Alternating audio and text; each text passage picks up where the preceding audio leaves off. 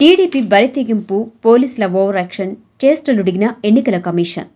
మొత్తంగా వెరసి వింజమూరు ఎంపీపీ ఎన్నిక ఉద్రిక్తతకు దారితీసింది. ఉదయగిరి నియోజకవర్గం వింజమూరు మండలం ఎంపీపీ ఎన్నిక రాజకీయ హైడ్రామా మధ్య ముగిసింది. మండలంలో 12 మంది ఎంపీటీసీలు ఉన్నారు. గతంలో వైసీపీకి చెందిన వ్యక్తి ఎంపీపీగా ఎన్నికై ఉన్నారు. అయితే ఇటీవల కొంతమంది ఎంపీటీసీలు ఎంపీపీపై అవిశ్వాస తీర్మానం కోరడంతో నేడు ఎన్నిక నిర్వహించారు. ఎన్నికల అధికారిని నిర్మలాదేవి పర్యవేక్షణలో ఈ కార్యక్రమం జరిగింది. ఎంపీటీసీలు ఓటింగ్ కోసం వస్తున్న క్రమంలో ఒకరిని తెలుగుదేశం పార్టీ నాయకులు పోలీసుల ఎదుటే కిడ్నాప్ చేశారు. 5 వైసీపీ ఎంపీటీసీలు ప్రయాణిస్తున్న వాహనాన్ని అడ్డగించి ఎంపీటీసీ మల్లికార్జున్ను కిడ్నాప్ చేస్తుంటే పోలీసులు ఏమాత్రం పట్టించుకోకుండా నిర్లక్ష్యంగా వ్యవహరించడం శోచనీయం. మరో మహిళా ప్రజాప్రతినిధిని అపహరించే ప్రయత్నం చేయగా వైసీపీ నాయకులు సమర్థవంతంగా అడ్డుకున్నారు. తెలుగుదేశం పార్టీ నాయకుల దౌర్జన్యాన్ని ప్రశ్నిస్తూ వైసీపీ ఎంపీటీసీలు ఆందోళనకు దిగారు. అధికార పార్టీ అరాచకాన్ని ఎంపీడీఓ కార్యాలయం వద్ద ఎండగట్టారు. మొత్తానికి కిడ్నాప్ నుంచి తప్పించుకుని ఓటు వేసేందుకు ఎంపీడీఓ కార్యాలయానికి చేరుకున్న ఎంపీటీసీలను ఓటు వేయకుండా అడ్డుకున్నారు. దీంతో నాటకీయ పరిణామాల మధ్య ఎంపీపీ ఎన్నికను పూర్తి చేశారు.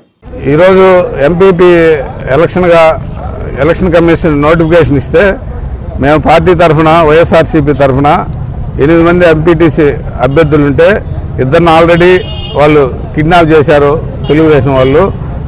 మేము 6 మందిని ఇక్కడ పోలీసు ప్రొటెక్షన్ పేరుతో ఇక్కడ నడిచేది ఎవరు పోయేదానికి లేదు, కార్లు పోయేదానికి లేదు. మేము రిక్వెస్ట్ చేసినా కూడా పోలీసు వారిని మమ్మల్ని లోపల బానీయకుండా మమ్మల్ని నడిపించారు. కొద్ది దూరం పోయిన తర్వాత మా వాళ్ళని 2 కిడ్నాప్ చేశారు. ఆ 2 లేకుండా మేము వెళ్ళిపోయాము. మమ్మల్ని కూడా కిడ్నాప్ చేయకపోతే మేము తప్పించుకొని పోలీసు సమక్షంలోనే కిడ్నాప్ చేశారు మా వాళ్ళని. వాళ్ళు కూడా మేము పోలీసుకి రిపోర్ట్ చేసినా కూడా ముందు మీరు రిపోర్ట్ ఇవ్వాలా, పోలీస్ స్టేషన్లో చెప్పాలా, సీఏ గారి దగ్గర రిపోర్ట్ ఇవ్వాలా, మాకు భద్రత కల్పించాలా, అది ఇదని అవి మాట్లాడారా. కానీ మాకు జరిగిన కళ్ళ ముందే పోలీసు వారి కళ్ళ ముందే మమ్మల్ని కిడ్నాప్ చేసి మమ్మల్ని హాల్ లోపలికి ఎండీ ఆఫీస్ లోపలికి కూడా బానీలేదు. 7 మంది ఉండాలి మెజార్టీ, 6 మందితో 5 మంది వచ్చారు. లాస్ట్లో ఒక ఆయన్ని 2 నిమిషాల ముందు పిలిపించి ఎలక్షన్ జరిపించారు. అంత భయభ్రాంతులు చేయాల్సిన అవసరం ఉంది. 1 గంట ముందు రావచ్చు కదా అందరూ, ఎందుకు జరగలేదు? ఇదంతా అన్యాయం, అక్రమం. మీరు ఈ వీడియో ఫుటేజ్ చూస్తే ఎన్ని గంటలకి ఎంటర్ అయ్యాడో ఒక అభ్యర్థి, ఒక ఎంపీటీసీ తెలిసిపోద్ది. అక్కడ సీసీ ఫుటేజ్ అంతా ఉంది. కావున అవన్నీ పరిశీలించి ఎలక్షన్ కమిషన్ వారికి, కలెక్టర్ గారికి, ఇక్కడ ఉండే అబ్జర్వర్గా వచ్చిన జాయింట్ కలెక్టర్ గారికి, ఎంపీడీఓ గారికి, మేడం గారు వచ్చారు ఎలక్షన్ ఆఫీసర్గా, నిర్మలా మేడం గారు, అందరికీ విజ్ఞప్తి చేస్తున్నాం. ఇమ్మీడియట్ గా రద్దు చేసి ఇటువంటి అన్యాయమైన ఎన్నిక చెల్లదు. మెజార్టీ లేకుండా 12 మంది ఎంపీటీసీలు ఉంటే 6 మందితో ఎలక్షన్ జరిపేదేంది?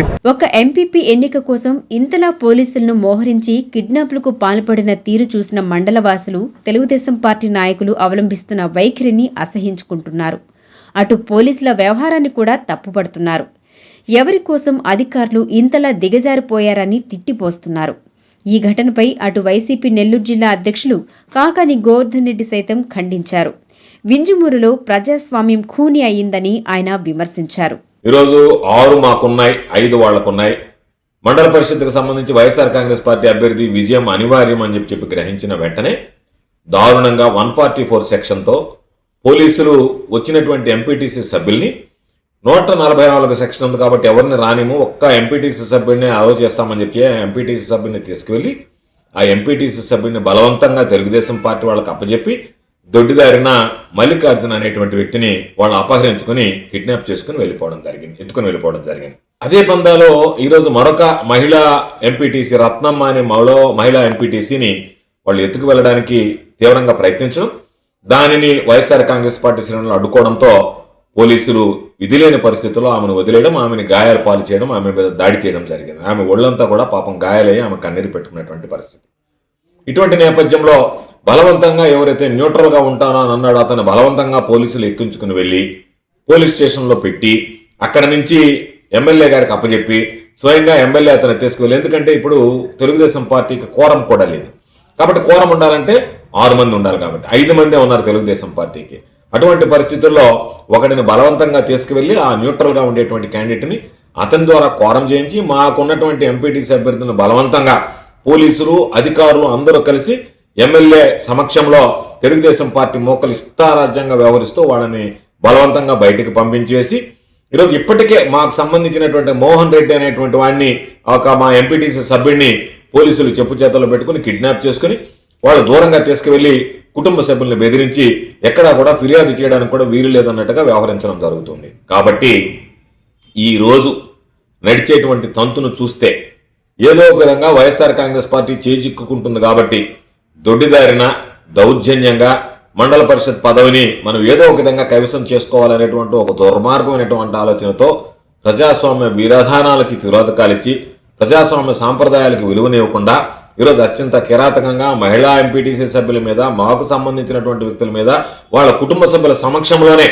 దాడి చేసి ఈడ్చుకు వెళ్లి ఈరోజు పోలీసులు దానికి సహకరించి పోలీసుల అండదండలతో తెలుగుదేశం పార్టీ శ్రేణులను నేరుగా ఒక స్థానిక సంస్థల ప్రజాప్రతినిధులకే ఈరోజు ఈ ప్రభుత్వంలో రక్షణ లేకుండా పోయింది అంటే ఇక సామాన్యుడి పరిస్థితి మనకి ఏ విధంగా ఉంటుందో అర్థం చేసుకోవచ్చు.